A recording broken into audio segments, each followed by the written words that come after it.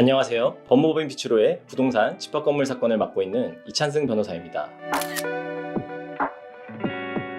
법무법인 비추로는 지난 3년간 50여 개 이상의 집합건물 관리단 집회에 법률 자문을 제공하였습니다. 대다수 성공적으로 집회를 개최하여 결의가 이루어졌고, 불가피한 소송에서는 사전 검토와 만반의 준비로 대처하여 승소하였습니다. 이러한 경험을 토대로 오늘은 많은 분들이 잘 모르시거나 잘못 알고 있는 부분들, 심지어 집합건물법을 조금 아신다거나 관리단 업무를 해보셨다고 하는 분들도 놓치는 부분을 콕 집어서 알려드리겠습니다.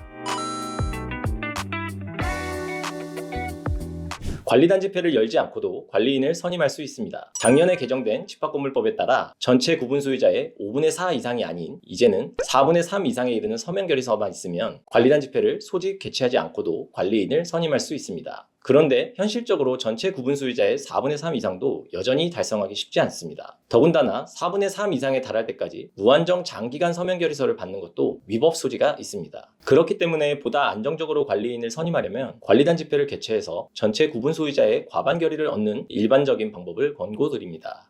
구분 소유자들이 관리단 집회를 개최하려면 전체 구분 소유자의 5분의 1 이상의 소집 동의가 있어야 합니다. 5분의 1 이상의 소집 동의가 있다 하더라도 현재 적법하게 선임된 관리인이 있다면 관리단 집회의 소집권자는 여전히 관리인입니다. 따라서 우선 관리인에게 관리단 집회를 소집해 줄 것을 청구하여야 합니다. 그런데도 관리인이 관리단 집회를 소집해주지 않으면 이제는 관리단 집회 소집에 동의한 5분의 1 이상의 구분 소유자들이 법원에 소집허가 신청을 할 수 있고, 법원의 결정을 받아 관리단 집회를 직접 소집할 수 있습니다. 이때 중요한 것은 관리단 집회의 소집 동의서와 관리인에 대한 집회 소집 청구서, 법원에 제출하는 집회 소집허가 신청서에서 밝히는 집회 소집 청구 요건이 일관되고 정확해야 합니다. 또 한 가지는 관리단 집회의 소집 동의를 얻었다고 하더라도 법원에 집회 소집허가 신청 사건을 진행하는 것까지 구분 소유자들이 동의한 것으로 볼 수는 없기 때문에 처음부터 집회 소집 동의서에 법원에서 소집허가를 신청함에 일체의 권한을 위임한다는 취지를 기재해둘 필요가 있겠습니다.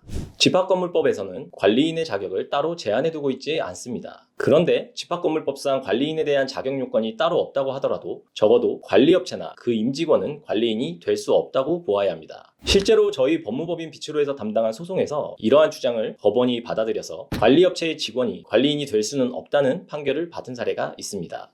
많은 분들이 집합건물에서 관리인을 선임하려면 입후보 절차를 통해서 다수의 관리인 후보자를 모집하고 그 중에서 가장 많이 득표한 후보자를 최종 관리인으로 선임해야 한다고 알고 있습니다. 그래서인지 단독으로 1인의 후보자를 상대로 찬반 결의를 통해 관리인을 선임한 것이 그 자체로 잘못된 것 아닌지 문의하시는 경우가 많은데요. 결론부터 말씀드리면 그 자체로 위법하다고 볼 수는 없습니다. 현행 집합건물법에서는 관리인은 구분 소유자의 과반 결의를 얻어야만 선임할 수 있도록 되어 있습니다. 법령상 관리인 입후보 절차 등에 관해서는 집합건물법에서 전혀 예정하고 있지 않습니다. 따라서 관리인 입후보 절차를 거치지 않은 것 자체로 위법하다고 보기는 어렵습니다. 소송에서도 단독 관리인 후보를 상대방이 문제 삼는 경우가 있는데요. 그러한 주장이 의미가 있으려면 단순히 입후보 절차를 거치지 않았다는 것보다는 다른 구분 소유자도 관리인으로 선임되고자 했는데 이를 방해받았다. 즉, 다른 구분 소유자를 관리인으로 선임하려는 의결권 행사에 침해가 인정되는 수준에 이르러야 합니다. 예를 들어 관리인이 되고자 하는 다른 구분 소유자도 있었는데 이를 완전히 배제하고 독단적으로 1인의 후보자에 대한 선임 결의만 진행하는 등의 경우를 생각해 볼 수 있습니다.